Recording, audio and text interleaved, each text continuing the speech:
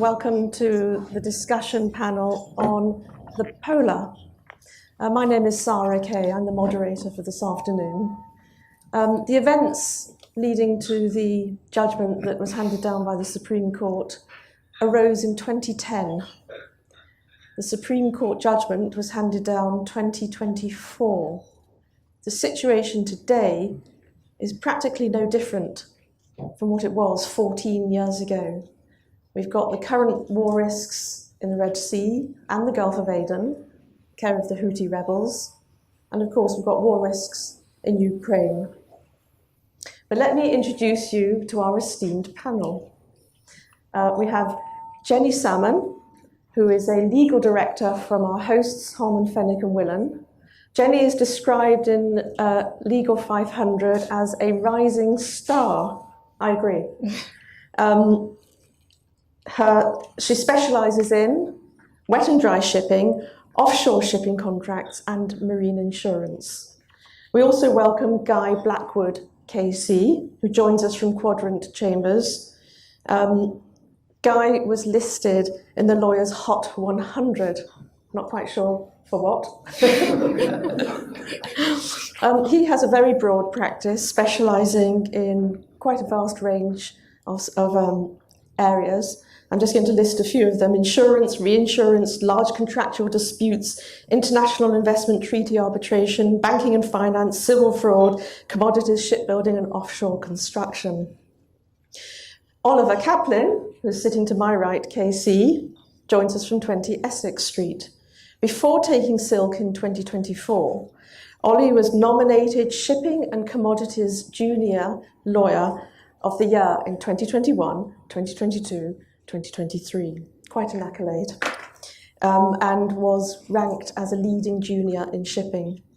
Ollie also has a very wide specialist area, but he particularly focuses on international trade, insurance, energy, jurisdiction, and dry shipping disputes. They are the dream team, and I say that because they acted for the successful ship owners and their insurers in the Polar. We do have a mini agenda. This will be our agenda. We will all talk on a topic for roughly 5 minutes or so. Questions welcomed at the end. And I'm going to hand straight over to Jenny, who's going to tell us all about the facts. Lovely, thank you. Before I start, I should say there's another member of the dream team. I'm not sure if he's here today, but my colleague Richard Naylon has been working on this case as well, and he was instrumental in getting the vessel released back in 2011. So, as Sarah said, I'll begin with a summary of what happened to the MT Polar and how the shipowner's claim in GA ended up before the Supreme Court. So, having loaded a cargo of fuel oil on St. Petersburg in October 2010, the Polar began her voyage to her planned discharge port of Singapore. And her route was to take her through the Gulf of Aden, which was a designated high-risk area due to the activity of Somali pirates. The voyage was carried out in performance of a voyage charter party, which contained the following clauses. There was a Gulf of Aden clause, which set out certain terms applicable in the event of a Gulf of Aden transit, and included a requirement that any additional insurance premia for such a transit would be for charterer's account, up to the sum of $40,000. It also contained a war risks clause, which, amongst other matters, provided that any additional war risks premia incurred to transit excluded areas were to be for charterer's account. And finally, it contained BP Voy 4 Clause 39, which gave various liberties to the shipowner in the event that performance of the voyage may expose the vessel to war risks. And these liberties included a right to cancel the charter if at any time before the vessel commenced loading, it was considered that performance of the contract might expose the vessel to war risks. Pursuant to these clauses, the shipowners took out kidnap and ransom, or K&R insurance, and they paid for, and additional war risks insurance.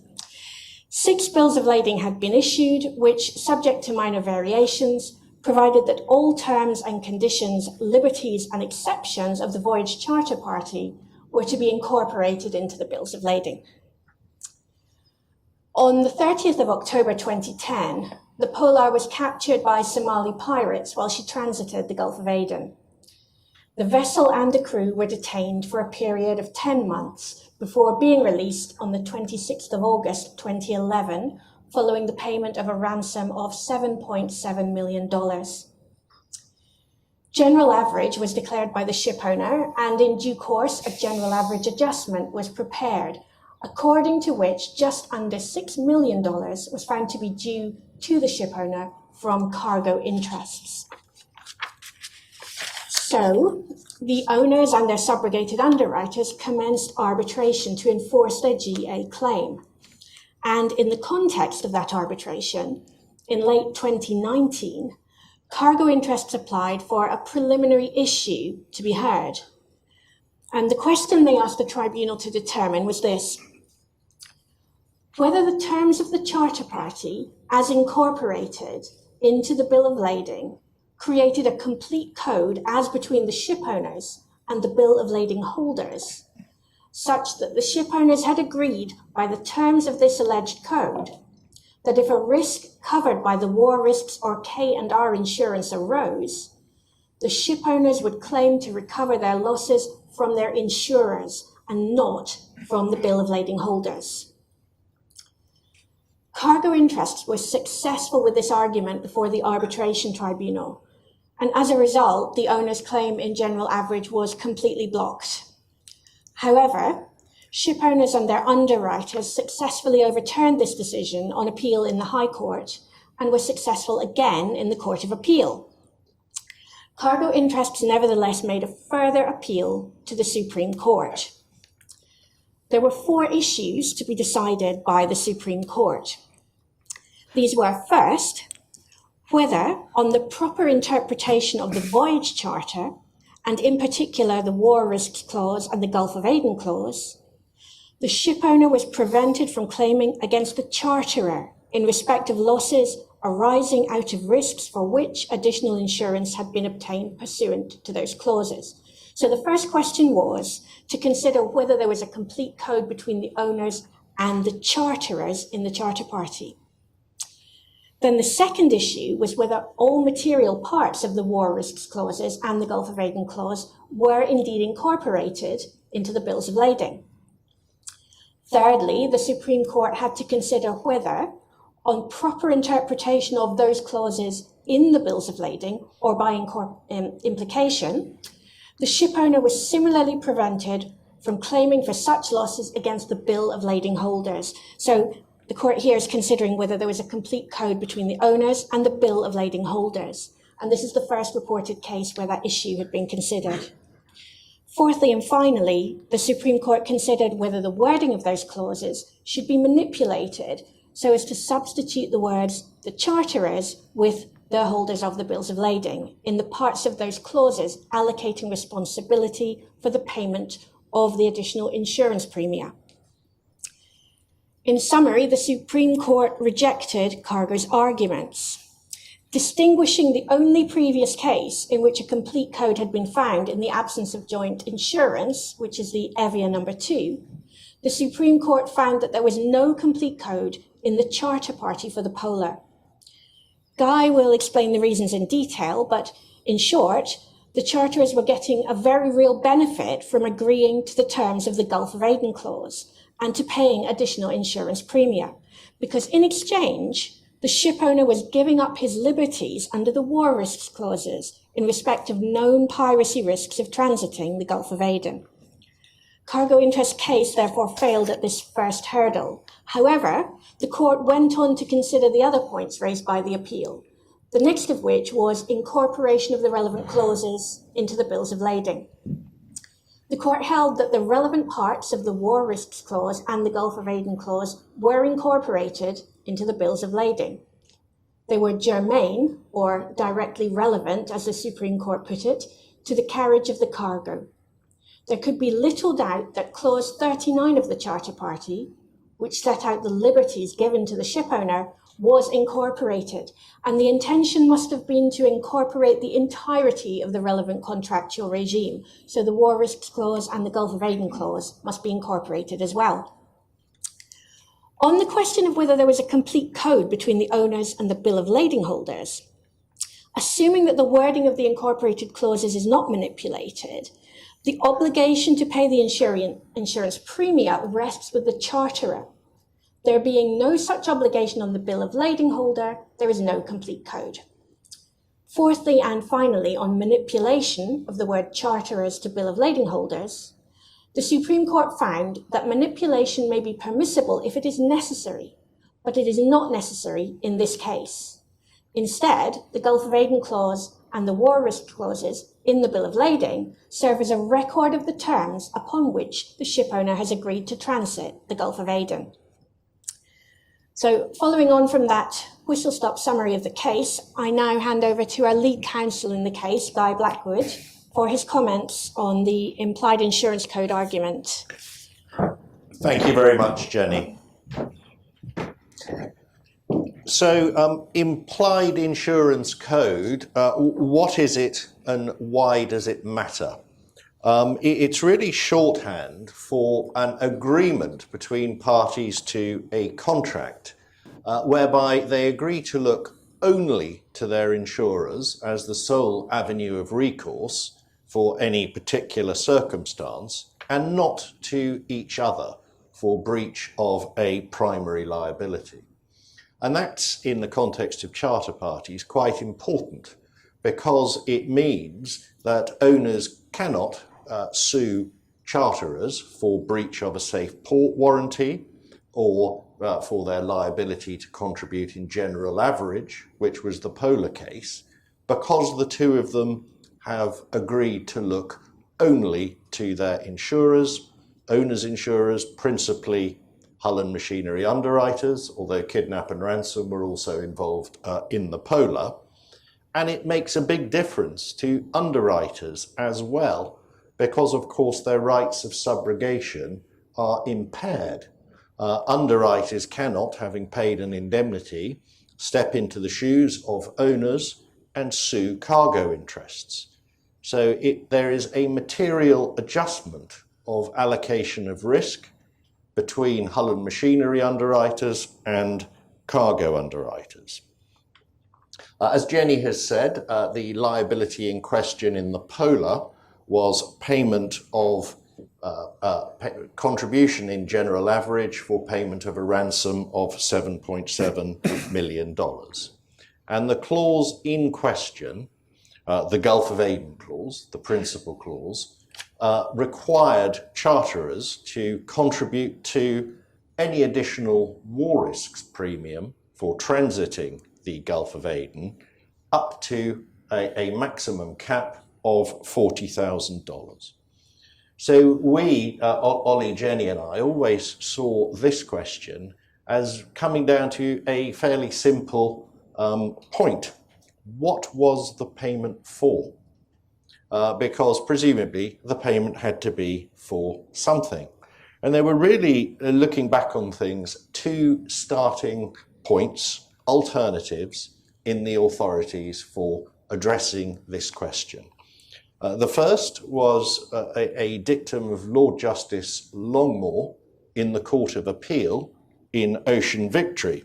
And what he said was that the prima facie position, where a contract requires a party to that contract to insure, should be that the parties have agreed to look to the insurers for indemnification, not to each other.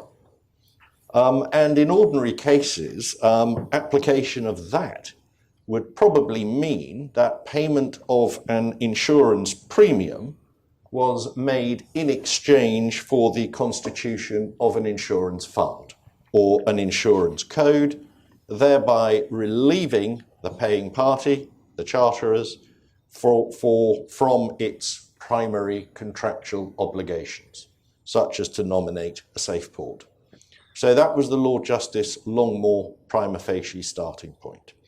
But there was an alternative, and it was picked up and indeed endorsed by the Supreme Court in the Polar, It was taken from an arbitration award by a very well-known silk of his day, Robert McCrindle, in the Concordia Fjord. And what he said was, there is no principle exempting charterers for their liability for breaches of contract merely because they provided the funds whereby owners insured themselves against the relevant loss or damage.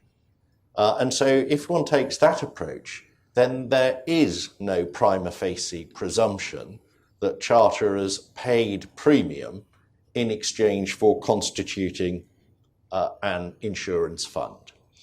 And the extension of the Robert McCrindle approach is that the existence or not of an implied insurance code or fund, which is what the Polar was concerned with, not express wording, is simply a matter of construction.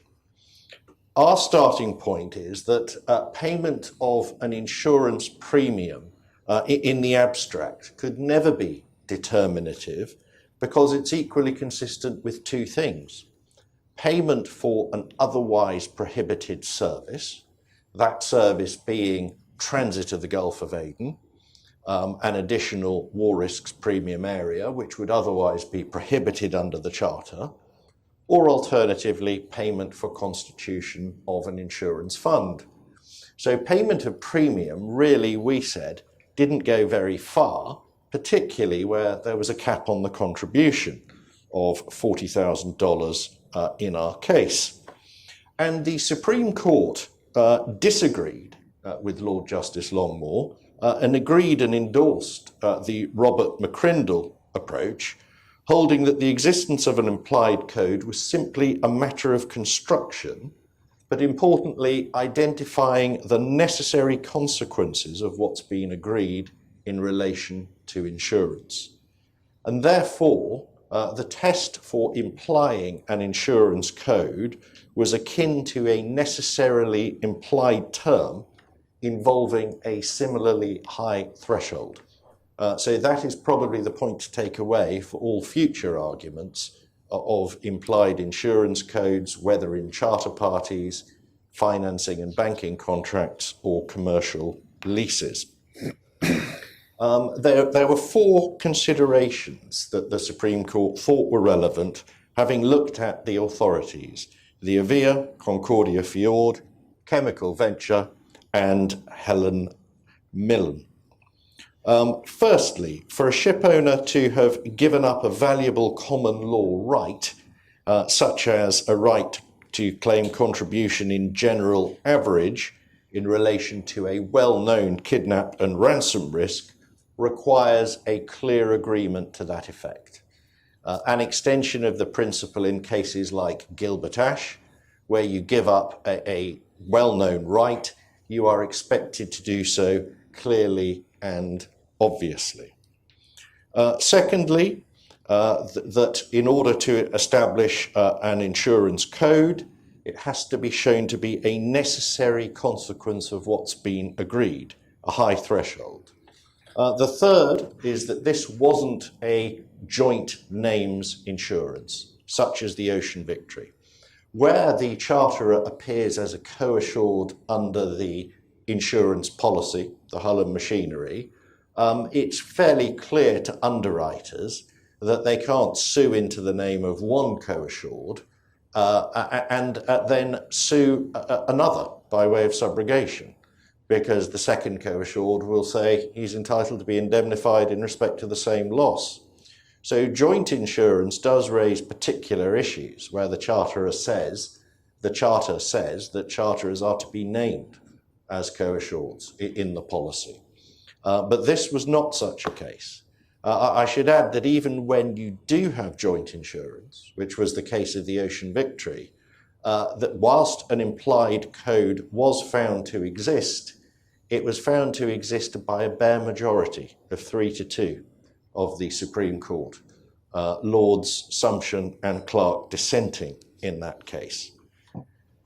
Our case was put by cargo interests as being materially indistinguishable from the Avia number 2. but the Supreme Court disagreed, finding that all of the key features of the Avia number 2, in which Lord Roskill held there was a code, he thought it would be a remarkable result if there was not, were not present. The first point raised by cargo interests was that Clause 39, which Jenny mentioned, conferred an unqualified right of veto on ship owners comparable to Clause 21 of the Bultime form in the Avia number 2. The Supreme Court disagreed for a number of reasons. Whilst Clause 39 was in broad and unqualified terms, it had to be viewed in its context.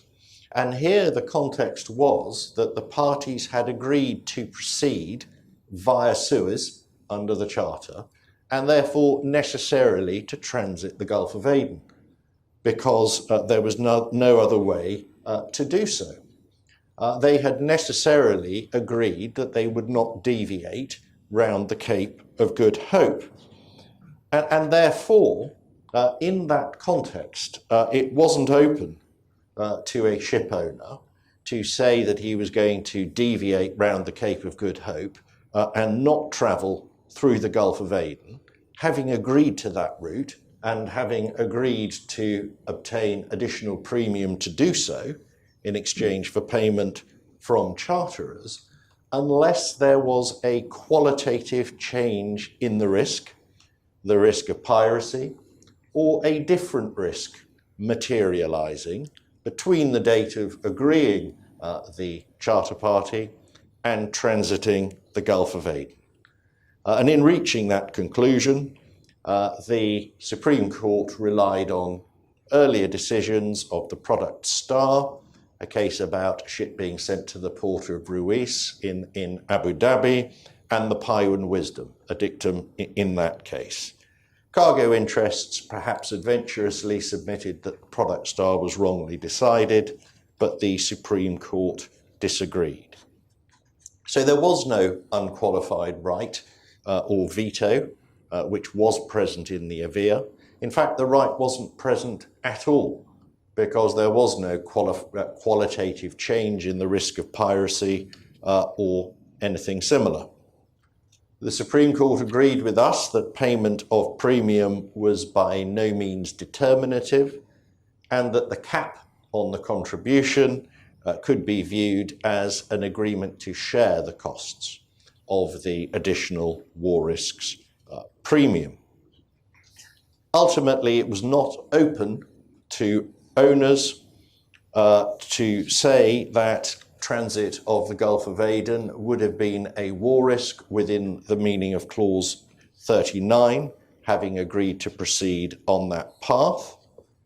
And even if all of that was wrong, the obligations assumed under Clause 39 by charterers were not the same as those assumed by charterers in the Bultime form in the Avia.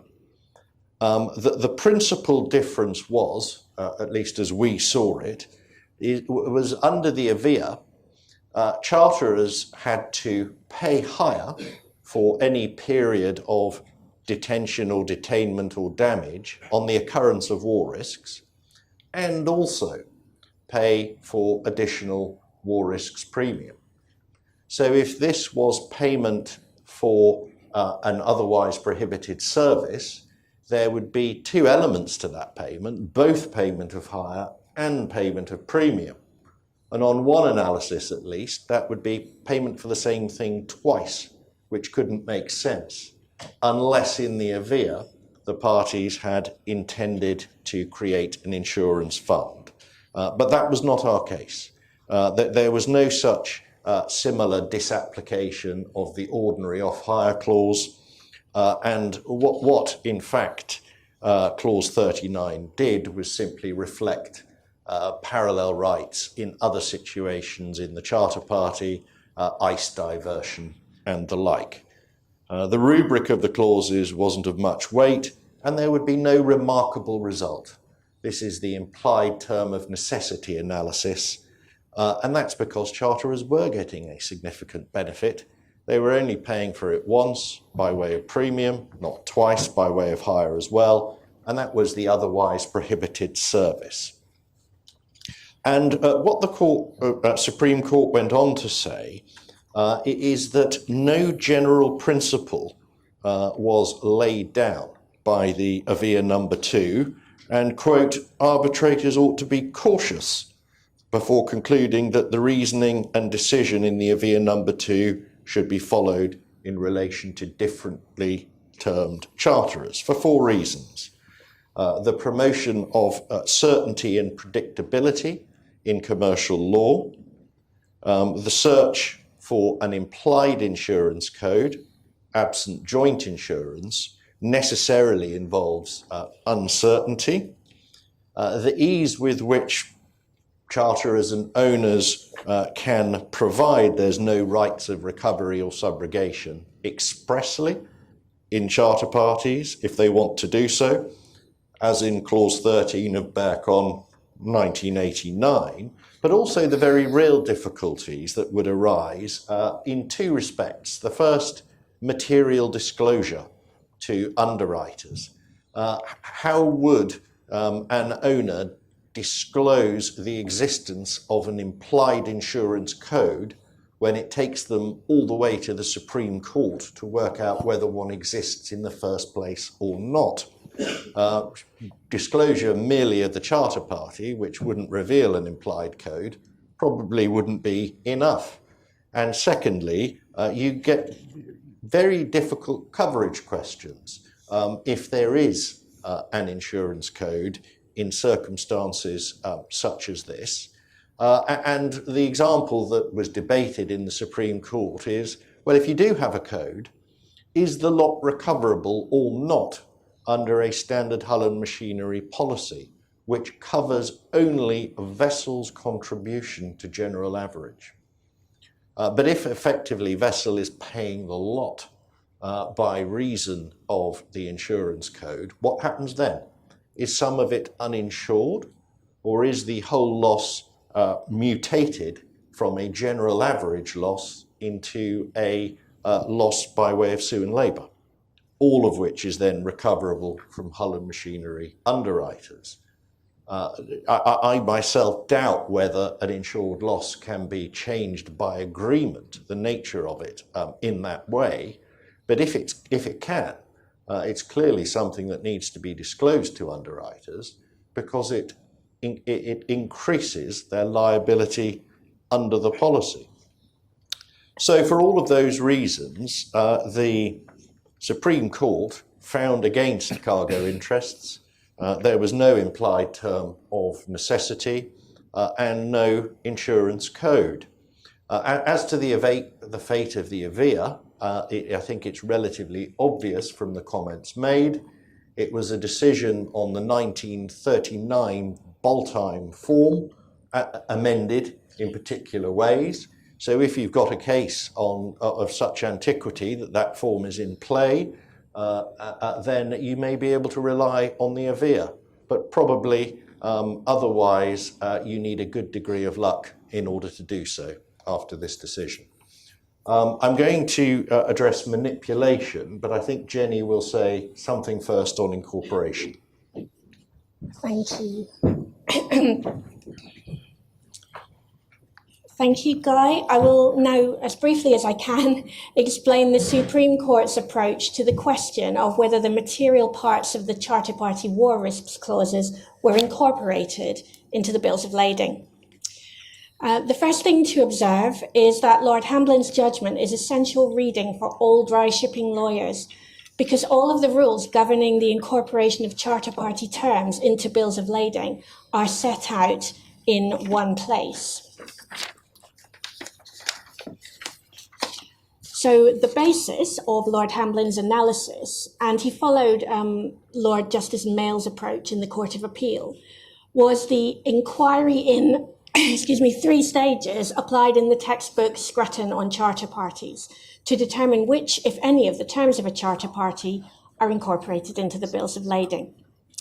The first stage of Scrutton's inquiry is that the incorporating clause in the bill of lading must be construed to see if it is wide enough to bring about a prima facie incorporation of the relevant term. The second stage, assuming you do achieve prima facie incorporation after stage 1, is to check whether the term makes sense in the context of the bill of lading, and if not, it must be rejected. If it is not rejected, you move on to the third stage of the analysis, which is to examine the term to check that it is consistent with the express terms of the bill. Importantly, Lord Hamblin then emphasises that construction is an iterative process. So in other words, the steps set out in Scrutton should not be too rigidly applied. He said it was important at each stage to be prepared to revisit an earlier conclusion, and then to stand back at the end of the process to test the conclusion reached against the terms of the contract and business common sense. Lord Hamblin also gives guidance as to how the rules should be applied, including what he calls some general observations. Addressing the allegation that the word germane, in the principle that general words of incorporation only incorporate provisions of the Charter which are germane to the shipment, carriage and delivery goods, or the payment of freight, he was asked to consider whether the word germane was archaic. So Cargo Interest said, we shouldn't use germane anymore, we need to find a more current term. Lord Hamblin suggested the words directly relevant as a synonym instead, but he emphasised it should be understood he means no change at all in the meaning or the way that the test is applied. In addition, Lord Hamblin tackled head-on the allegation by Cargo Interests that the case law on incorporation of charter party terms into bills of lading was dated and should be brought into the modern era of interpreting contracts. Lord Hamblin said that the current approach was appropriately iterative, and he cited Lord Justice Bingham in the Federal Bulker and concluded it's preferable that the law should be clear, certain and well understood than that it should be perfect.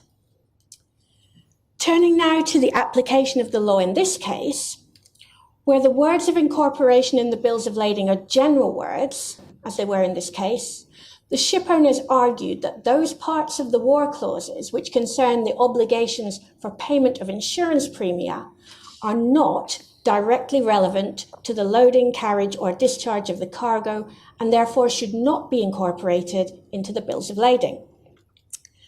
Following the Court of Appeal, Lord Hamblin rejected this argument on the basis that the clauses relate to the route to be taken by the vessel and therefore are directly relevant to the carriage of the cargo. So the Supreme Court held that there was a prima facie incorporation of Clause 39 of the Charter and the liberties given to the shipowner thereunder.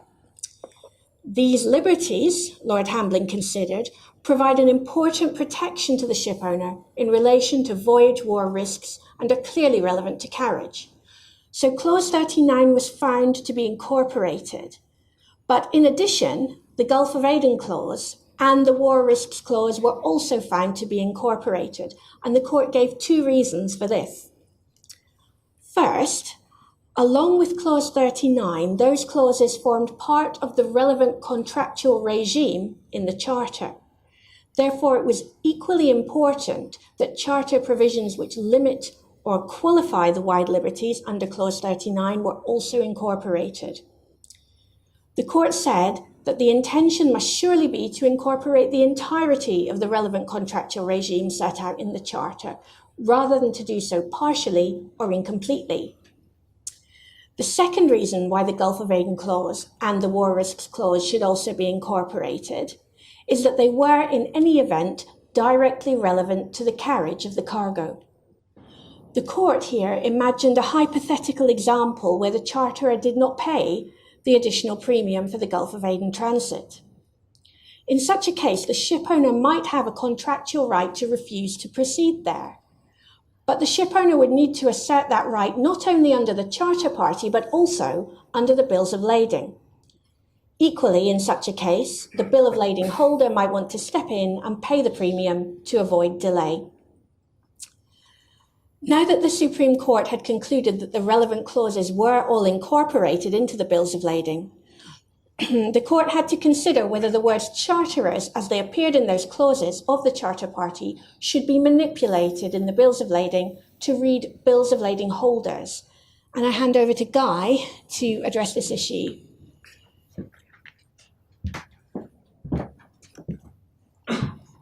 Thank you, Jenny. The last 2 points started on the assumption that we were wrong and that there was an implied insurance code in the charter party. And the Supreme Court was faced with 2 arguments. The first is, if you did have a code and it was incorporated, and the Supreme Court found against us on incorporation, but in our favour on the code. But if you did have a code and it was incorporated, could bill of lading holders rely on that code? And cargo interests ran 2 arguments. Firstly, they said, we don't need manipulation at all of the word charterers for bill of lading holders. We can rely on this because it is a contract and we ought to be able to take the benefit of it. And that argument was dismissed fairly shortly by the Supreme Court, who said that if there was a code, then it was a bilateral agreement only, and there was no remarkable result, to use Lord Roskill's words, if it didn't extend to bill of lading holders, because absent manipulation, there was no obligation at all on bill of lading holders to pay insurance premium. So why on earth ought they to be able to rely on this bilateral agreement? The Supreme Court said they were not. And then the last point was manipulation. Well, if they couldn't rely on this bilateral agreement, ought the word the charterer to be replaced with the holder of the bill of lading? And what the Supreme Court said is that manipulation may be permissible if it's necessary to do so in order to make the wording fit the bill. But in this case, it was not necessary because the unamended wording made perfectly good sense in the context of the bill of lading as a record of the terms on which the ship owner had agreed to transit the Gulf of Aden. But additional to that, and perhaps an even stronger point, was that there were strong reasons why there should be no manipulation.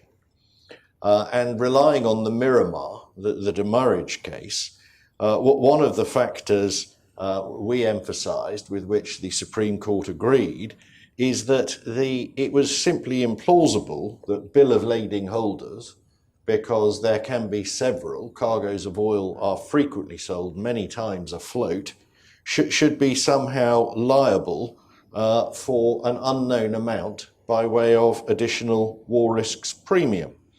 So what was the basis of the liability between bills of lading holder and ship owners to pay this additional war risks insurance? Was each individual bill of lading holder liable for the full premium or not? And if there was some prorating, how was that to be assessed?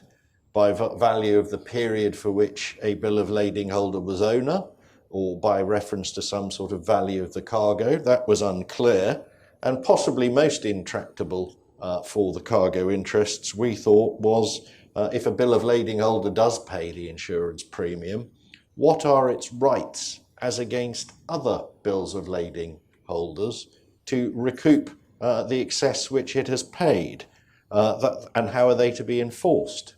That was an unknown and a very difficult and possibly intractable problem. So for all of those reasons, the Supreme Court found no, it would not have manipulated the word charterer for bill of lading holder, even if there had been an implied insurance code. We're slightly changing topic now, and Ollie's going to talk on the ship owner's right to refuse certain orders. Yes, thank you everybody, and thank you for being here. There are some cases that you always know are going to be important because the issues that they raise are complicated and interesting, and they give rise to disputes that are hotly contested. And I think that was something we always felt about the insurance code aspect to the Polar. But as important and as interesting as that issue is, you don't see those cases or those disputes involving implied insurance funds coming across your desk all that often, at least I don't. And what we didn't appreciate or expect when the case started out in arbitration in 2019 or so was the Red Sea crisis, which had not even begun when we had the Supreme Court hearing in this case, which took place across the 4th to the 5th of October 2023. But by the time of the judgment, which was in January 2024, things in the Red Sea had taken a dramatic and at times very tragic turn. And we knew immediately that one aspect of this case, which had become, it's probably fair to say, more prominent in the Supreme Court than it had below, was suddenly going to catapult the case right into the front row of important and topical cases in the shipping industry. And that aspect of the case was, in general terms, the question, what is the extent to which an owner can justifiably refuse orders to sail through or to place X, where doing so would expose the vessel to danger when the owner had already agreed to go through or to place X in actual or deemed knowledge of the relevant danger when they had concluded the charter party in the first place. So boiled down, this point is whether an owner can change their mind about exposing their vessel to the risk of danger, let's say war risks or piracy risks, if they have already agreed to run those risks. And to cut a long story short, the Supreme Court has come out clearly with the answer in general terms, no, you can't change your mind once you've agreed to do something under State of Affairs X by very reason of State of Affairs X existing when the time comes to make your decision. So going into a little more detail now, what with the Red Sea in mind, the question that's been on very many people's desks in recent months with the dangers that now exist in the Red Sea caused by the Houthi threat, is whether an owner can refuse to sail via Suez or through and around the Gulf of Aden or the south of the Red Sea, and instead take their vessel around the Cape of Good Hope without it constituting a deviation or otherwise being a breach of the Charter. Now, why does the Polar shed any light on this at all, you might say? Well, as Guy was explaining in his first section, the Polar, in the Polar, one of the issues which related to the insurance fund point was whether the very broad liberties afforded to the owner under Clause 39 of the BP VOI form could be relied upon by the owner to refuse to go into the Gulf of Aden on the basis that doing so would expose the vessel to a risk of a piratical attack. But as Guy was explaining, Clause 39 in the Charter in the Polar had to be read alongside all the other clauses in the Polar. In particular, as the Supreme Court found, the agreement by owners in the recap, the fixture recap, to have already decided to sail via Suez, and the logical corollary of a voyage from St. Petersburg to Fujairah or Singapore going via Suez was that you would necessarily pop out in the Gulf of Aden. So it was assumed from this agreement to go via Suez that the owners had already accepted that the vessel would be transiting the Gulf of Aden at the time the charter was concluded. And the Supreme Court articulated that given the risk of piracy was well known at the time the charter was concluded in the Gulf of Aden, the inference to draw from the routing of the vessel or the owner's agreement to routing the vessel via Suez was that the owners had already agreed to run the risk of exposing the vessel to piracy risks in the Gulf of Aden. And no doubt, and this is one of the things we submitted to the Supreme Court, that's why one saw precise provisions in the Charter relating to the insurance consequences, both K&R and war risks, for transiting the Gulf of Aden. It was very much already part of the Charter that the vessel would be going that way. And one of the critical points in our case was that there was no evidence that the risk of piracy had changed between the conclusion of the Charter and the point at which the liberty to deviate away from the Gulf of Aden would have needed to be exercised. And that was why the Supreme Court ultimately held the owners couldn't have changed their mind. And that had, as I said, ramifications for the insurance fund point, the question whether the payment of premium was for the purchase of a code or just a service to go through the Gulf of Aden. And what Lord Hamblin did make clear at paragraph 62 of the Supreme Court's judgment is the following, which will be important for future cases. He said, if different war risks materialised in the Gulf of Aden, or there was a change in the nature of the piracy risk, or a change in its degree sufficient to make it qualitatively different, then it may be that clause 39 could be relied on. And although Lord Hamblin was talking by reference to clause 39, this will apply to any charter party that you have in front of you when you're construing the equivalent liberties clause that will be there. So we've got some useful steers from the Supreme Court there on what we all need to be looking for when dealing with this issue in a Red Sea or other similar dispute. And we're looking for three things: a new or different risk arising since the charter was concluded. We're looking for a change in the nature of a pre-existing risk, or a change in the degree of a risk, a pre-existing risk, sufficient to make it qualitatively different. So same nature but different degree. Those are the three things that you'll be looking at every time you see one of these cases come before you. Now, sometimes those points will be quite obvious, but I can foresee grey areas where one will have to get into the minutiae of what was going on in, let's say, the Red Sea at any particular point compared to the time that the charter was concluded. And perhaps in really difficult cases, we will need assistance from experts to help us understand the differences in risk or in danger between two time points. So it's quite likely in lots of these cases there'll need to be a comparative exercise between the situation at the time the charter was concluded and the time a deviation is undertaken or the owner wishes to undertake a change of course. Now, of course, the Polar isn't the first case that this issue has arisen in, and as Guy mentioned, the Supreme Court considered two older cases. That was the Court of Appeal's decision in the Product Star No. 2 from 1993, and the Pyre and Wisdom more recently from 2012. And really, the Supreme Court's decision confirms the approach taken in each of these cases, so they remain good law and they'll be part of the rubric of cases that you're likely to be relying on or looking at in a case like this that comes across your desk. The Product Star concerned a 6-month charter on the BP Time 2 form, during which the charterers ordered the vessel to the port of Ruwais in the Arabian Gulf.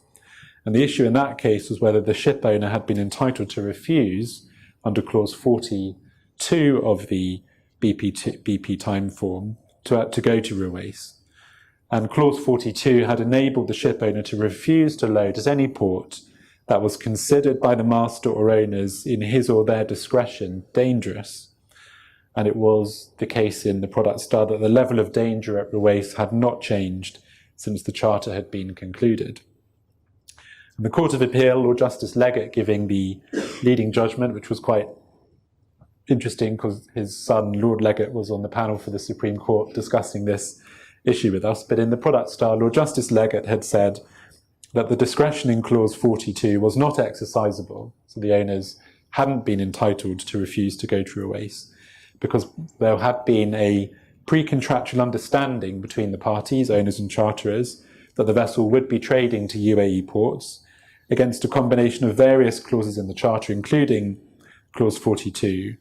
Against that background, the owner had agreed that in the circumstances prevailing at the date of the charter party, the risks of proceeding to UAE ports and loading there were not such as they would consider them dangerous, so as to render the exercise of the discretion exercisable.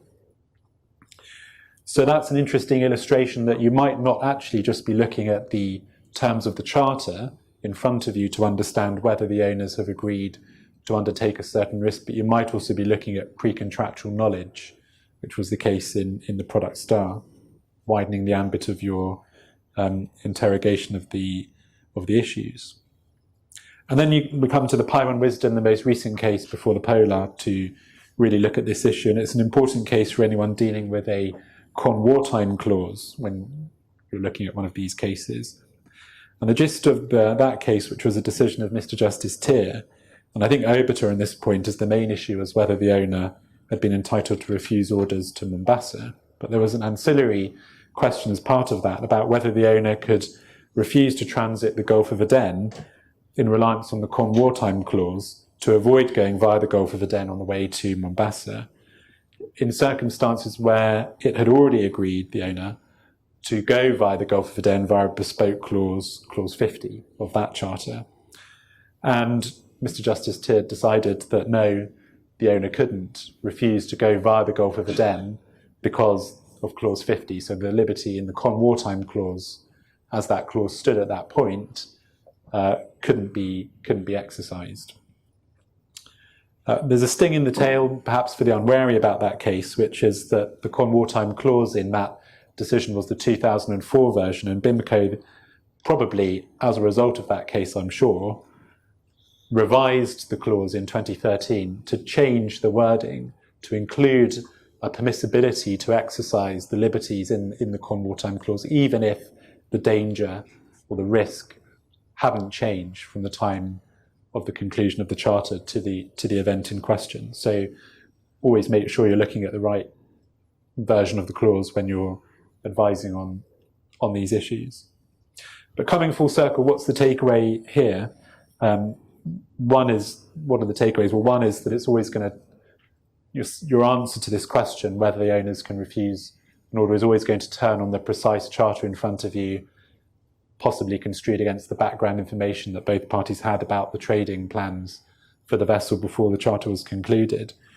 But it seems to me the key question you'll face can be encapsulated as follows, and it's going to be something like, has the owner, by the terms of the charter, already agreed to run the risk of the relevant danger, judged as it stands at the time the order is given and to be followed? And that will be a question of looking at what the owner has agreed at the time the charter has been concluded compared to the situation in front of you at the time. And there may well be cases where the charter means that even without a change of circumstances, owners have retained the right to refuse to expose the ship to war or piracy risks. And I've certainly seen charter parties like that since the Red Sea dispute began. So it's not, certainly, I don't think the Polar is authority for the proposition that an owner will never be able to exercise rights, liberties, to refuse to proceed, even if the risk hasn't changed. It really is going to depend on the terms you have. So each time it will require quite careful thought. Thank you. Thank you very much. I'm going to talk about something quite controversial, which is whether arbitrators should follow the law. And it is relevant because you've heard mention of the Evia number 2, and the Supreme Court in that case took a different view to the Supreme Court in the Polar, and concluded there was an implied complete code, thereby exhausting a shipowner's rights and barring the shipowner from being able to bring a claim against the charterer. So what we actually have are 2 Supreme Court decisions, which, dare I say, are polar opposites. But just before I talk about whether arbitrators should or shouldn't follow English law, because time is very tight, and there is the promise of tea and biscuits coming up quite soon, I just thought I'd offer the opportunity for any questions now on any of our 3 speakers so far. Nicola. I've got one for Oliver. You mentioned it in the product star. They looked at pre-contractual discussions, exchanges to see, and they found that the understanding was that those had agreed to go via the routes that they then wanted to refuse. And also that the BIMCO later clause, and we're on the BIMCO drafting clause now, we're keeping it in, that says even if the risk has not changed since entering into the charter, how do you square up those two? So owners in pre-contractual says we're going to go, we agree to go. The risk hasn't changed. The express terms of the charter says it doesn't matter. You've still got the option as the owner. How do you think a court would find the result of that? It's quite interesting because the product star was the case where you had the pre-contractual understanding that the vessel would be traded to Ruwais, and from that the owner's understanding that the vessel would be exposed to danger. And then the Pyrrhon Wisdom was the case with the Con Wartime. So you're asking me to merge the two cases together, which is an interesting question. I mean, it's always going to depend on looking at all of the clauses in the charter, not just the particular 2 clauses. And the pre-contractual, you're saying? everything, the whole envelope of different aspects to ultimately trying to work out what was the party's intention, which is always the cross-check you come back to with any of these questions of contractual interpretation, which you see once again made clear in the Polar. If you had a situation where owners knew that a vessel was going to be exposed to danger, but the rest of the charter still made clear that they retained a right to change their minds about it, then in my view, the court would give effect to that agreement, and one would assume that the price the charterers were paying for the use of the vessel would reflect the fact the owners could. And when you say the agreement, you mean the express agreement, the charter party agreement? Yes. Not the pre-contractual agreement? Well, it would all, I mean, when you're construing the terms of the charter party, if there's uncertainty about what they mean, subject to the rule of parole, the parole evidence rule and negotiations, if it is a part of the admissible factual matrix that everyone understood X was going to happen, then you would take that into account when trying to understand what the parties meant in their agreement. But I think anything is possible. Ultimately, the parties can agree whatever they want, and you could agree that you knew about the risk and still leave yourself a back out clause in the charter, but you would probably pay for that privilege as the owner in a reduced rate of hire, because the charter would say, well, I need some certainty about whether I'm going to go from A to B without you pulling out. Yeah. Can I ask one more, a linked question? And we have several now where either the owners or the charterers wanting to go or refusing to go via the Gulf of Aden. And we've got one where the owners decided very quickly they're not going to go. Is it, vis-a-vis the relevance of the risk assessment, and this is also for arbitrators in this tribunal, would it be something that you would order perhaps early disclosure of what the owner's risk assessment was at the time? Because obviously that can change. If an arbitration here, this took 14 years, an arbitration 3 years later, obviously the owners all had lots of time to get experts and all the risk assessments, etc., after the event. But isn't it germane, to use maybe, or relevant, as to what assessment the owners did in fact do, so that if an expert were to say, well, it was unsafe for the vessel, but you found that at the time the owners didn't really do a risk assessment, they just refused, would the owners still be able to avail themselves, have the option not to, they'll be okay, they'll be justified in refusing to go? Yeah, I think that sort of question depends on the type of clause you're dealing with. In particular, if you're dealing with clauses that require owners to exercise their reasonable judgment at the time about whether there's say the normal the BIMCO clause, the Commonweal time. Well, so in that sense, you are looking at reasonable judgment, and in that instance, it seems to me that contemporaneous analysis conducted by the owner is very important, because you can't reach a view whimsically or capriciously in that context. And if you've just made a decision, a knee jerk, now in some circumstances, if there's a war on, you might need to not to do much to work out that it's not safe to go there. But if it's complex, like the Red Sea is, and dynamic, and the questions, for example, about who the Houthis were targeting, Israeli-owned, US-owned, British-owned, everybody-owned, were changing dynamically, then there's a greater argument, speaking generally, that an owner would be expected to be thinking a little bit more carefully about things rather than just shutting down. So if at the time the owners did not make a risk assessment, but 3 years later at the arbitration hearing it was found that now looking at it, owners would be justified in refusing to go, had they done a risk assessment, would owners still be entitled to refuse to go? It's a difficult question, but I suppose you could, it would always depend on the detail of the case, but I could certainly see an argument that if objectively it was reasonable of them not to go, the fact they didn't conduct an assessment at the time wouldn't stop that. It's not a precondition to exercising that option, I suppose. I don't think so necessarily, because if ultimately it's an objective question, was it reasonable of the owners or not to decide to do something? And you could conceivably, subjectively do something unreasonable, but still objectively what you did would be... With the benefit of risk assessments and experts, etc., 3 years later. Yeah. You could get it wrong and still be right. It's not good news for defence insurers, then. It's going to cost a lot of money. There's a question right at the back. Oh, Robin. Sorry, Robert. Thank you. First, this microphone first. Kevin Cooper from Navigate. Thank you very much for very interesting talk, wide-ranging talk. I've got one for Guy, I think, most appropriately. I'm quite interested in the complete code Of course. arguments that took place, and it's a long time since I read the Ocean Victory case, if indeed I ever did. But I've got a two-parter for you. The first is, it was quite interesting that the two authorities that you quoted were from the Court of Appeal, and then an arbitral award. Well, so far as the Court of Appeal was concerned, did the Supreme Court say nothing about the reason for the complete code or the payment being made, I should say, or was it just that they rejected Legate's reasoning because they were simply had decided there was a complete code because they were joint assured? In that case, I think between the time charterer and the bareboat charterer, which of course didn't help the owner, the registered owner, who actually suffered the loss at the end of the day. So that's the first part. And the second part is maybe, hopefully, just as quick, which is, has the Polar decision actually in any way disturbed the decision in the Ocean Victory? Yes, we did consider the Supreme Court decision in the Ocean Victory in some detail.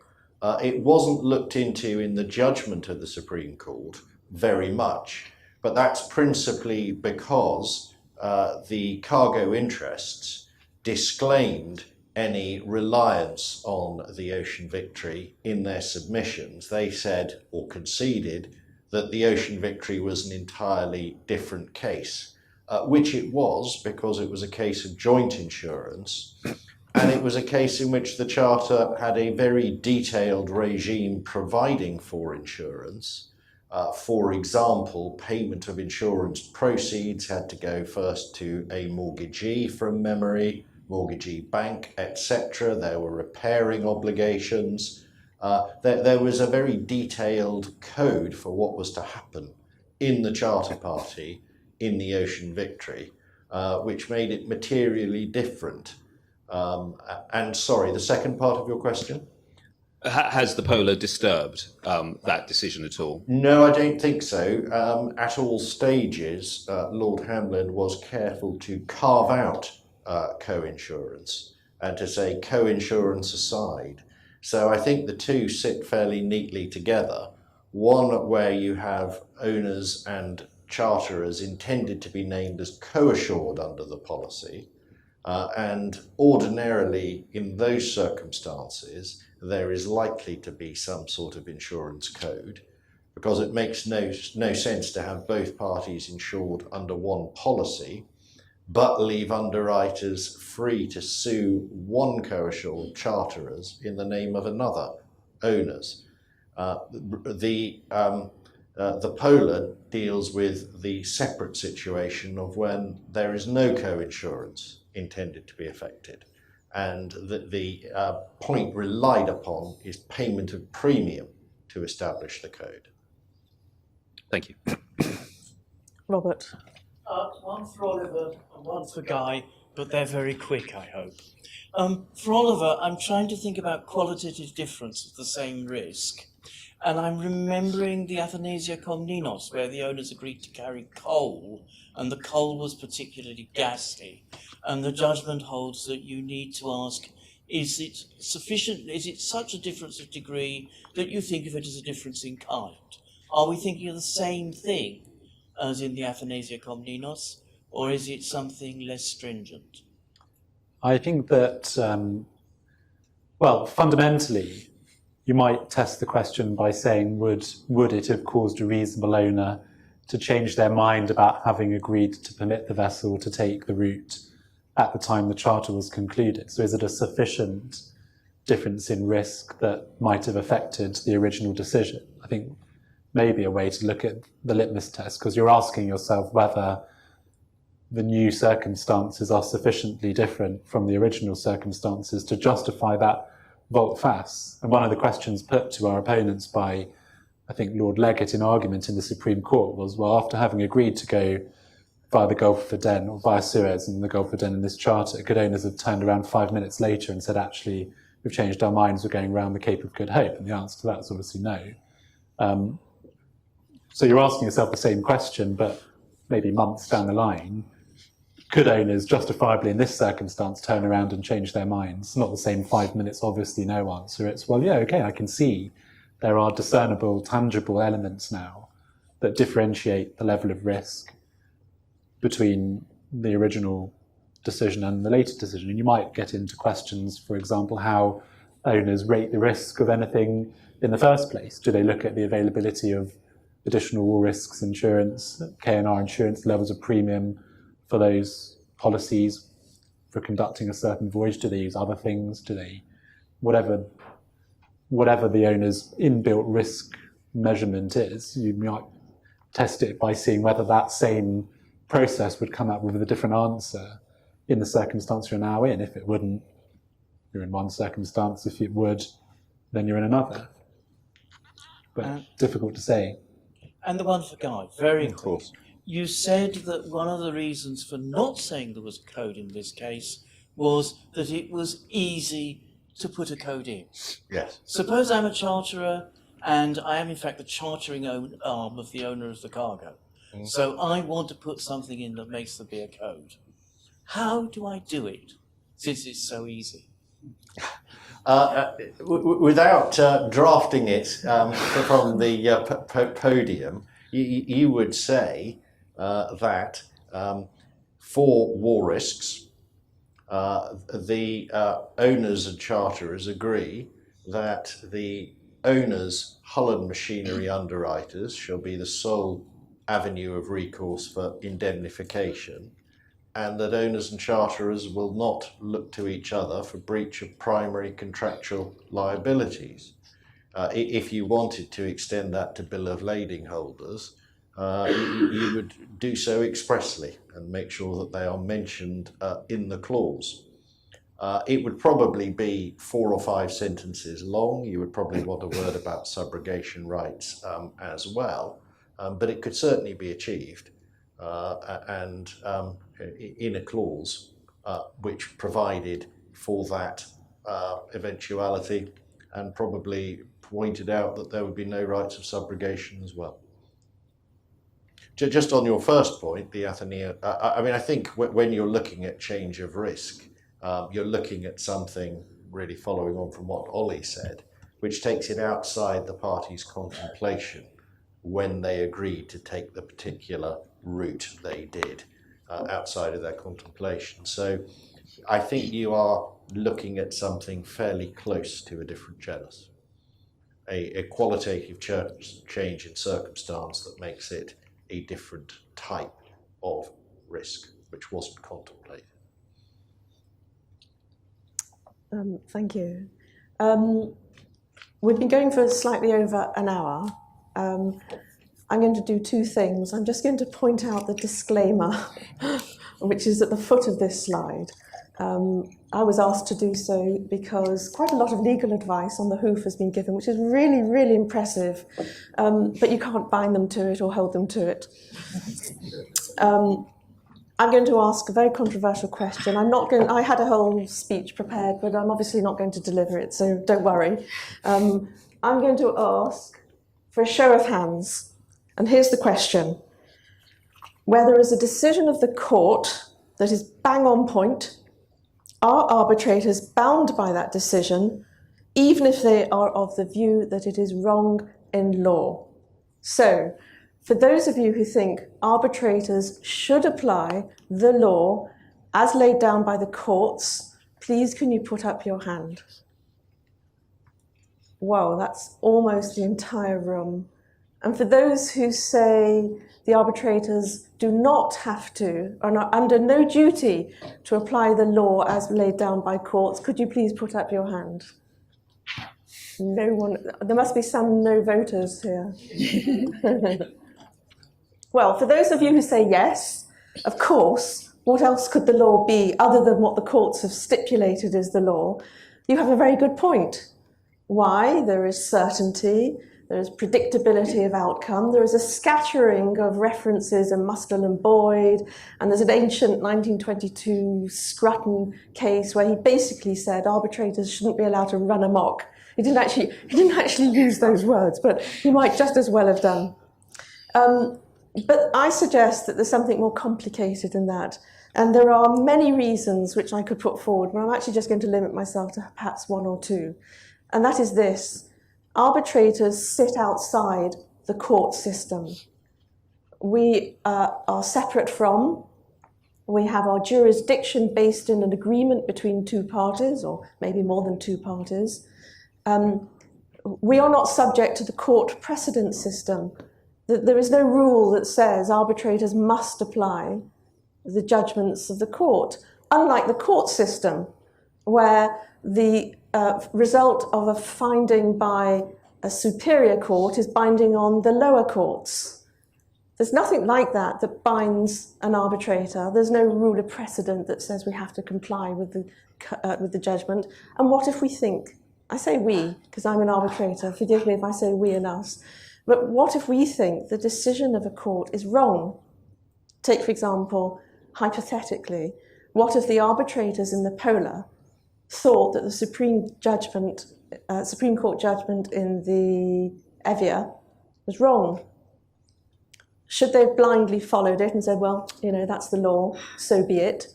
Or should they have applied their independent thoughts to the question, heard the debate about the different views of law, and formed their own view? Is it possible that one could say, well, the parties have appointed A, B, and C to decide this dispute, and they want A, B, and C to decide this dispute. And if they've got something wrong, there's a question of law that can be appealed under Section 69, rather limited circumstances, and so long as it hasn't been excluded. But essentially, the parties have agreed they want their dispute determined by A, B, X, Y, Z, or whatever I said, A, B, C, not the court. And Section 1C of the Arbitration Act specifically says the court shall not intervene other than as stipulated by this Act. So I'm going to ask the question again. Does everyone in this room, those who voted yes, that arbitrators should apply the judgments of the court and therefore follow English law, those of you who said yes the first time, do you say yes the second time? Oh, that has not gone to plan. Yes, recently, when the charterparty actually said there is no appeal on a point of law, and we had a good 2 or 3 hours of discussions all about redelivery in one case, the Great Creation, and Westminster Tribunal should rule the UKSC should be bound by it. And in the end, the arbitrator said, so arbitrator, well, I think that law is good anyway, but we did have quite a lot of venting because specifically the charter said there's no right of appeal. So that bolsters your argument that the parties have chosen not only arbitration, but solely arbitration with no right of appeal on law. They have shut out. So what I would suggest that the test is that the parties have to persuade the arbitrator or arbitrators that the law, as reported in cases, isn't wrong. And that's quite complicated, but it's worth thinking about. Well, look, I'm going to draw this to a close. Thank you all very much indeed. I said at the beginning that the Polar was as relevant today due to the geopolitical environment, and nothing's changed in this last hour, I should imagine. A very big thank you to our dream team, Jenny Salmon, Guy Blackwood and Ollie Kaplan. I believe tea and coffee and something is served at the back of the room, but thank you all very much indeed.